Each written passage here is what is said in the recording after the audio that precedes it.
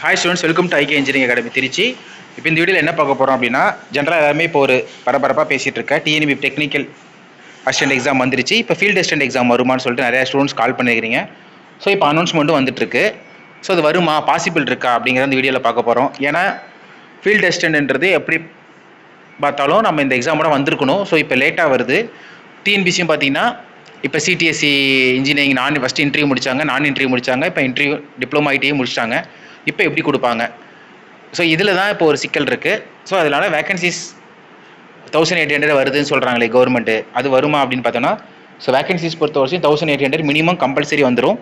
அதுக்கு மேலேயும் கூட பார்த்தீங்கன்னா நமக்கு நோட்டிஃபிகேஷன் கொடுத்து எப்போ கொடுக்குறாங்க, எந்த டைம் வரப்போகுது, எந்த நோட்டிஃபிகேஷன் ஆட் பண்ணுறாங்களா, ஸ்பெஷல் நோட்டிஃபிகேஷன் கொடுக்குறாங்கன்ற பொறுத்து வேகன்சிஸ் இன்க்ரீஸ் ஆகும் வாய்ப்புகள் இருக்குது.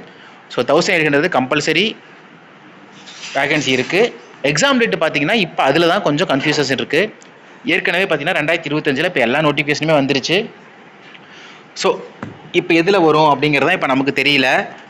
அதனால மேபி டிப்ளமோ எக்ஸாம்ஸ் முடிச்சிட்டாங்க, இப்போ எக்ஸாமும் வந்துருச்சு.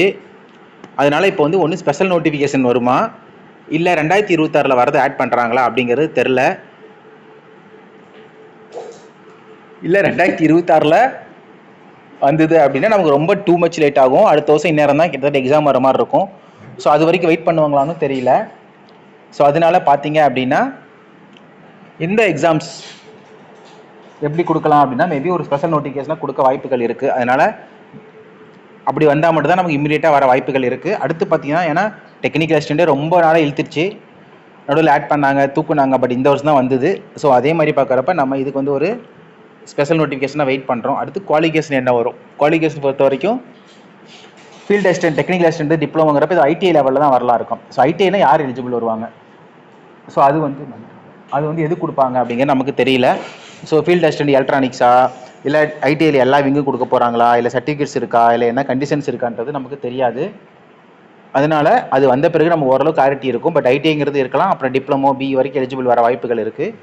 ஸோ இதுதான் இப்போதைக்கு நமக்கு தெரிஞ்ச அப்டேட் படி இருக்குது. மற்றபடி இந்த ஜியோ பொறுத்த வரைக்கும் அவங்க தெளிவாக ஒரு இதெல்லாம் கொடுக்கல, வேகன்சி எடுக்கணும்னு தான் சொல்லியிருக்காங்க. ஸோ வெயிட் பண்ணலாம்.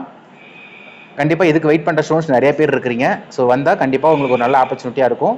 ஸோ நம்ம இன்ஸ்டியூட்டில் கிளாஸஸ், டெஸ்ட் மெட்டீரியல் எல்லாமே இதுக்கு ரெடி பண்ணுவோம். ஸோ நீங்கள் வெயிட் பண்ணுங்கள். ஸோ வெரி ஷார்ட்லி நம்ம இந்த நோட்டிஃபிகேஷன் எக்ஸ்பெக்ட் பண்ணுறோம். பார்த்துக்கலாம். Thank you friends.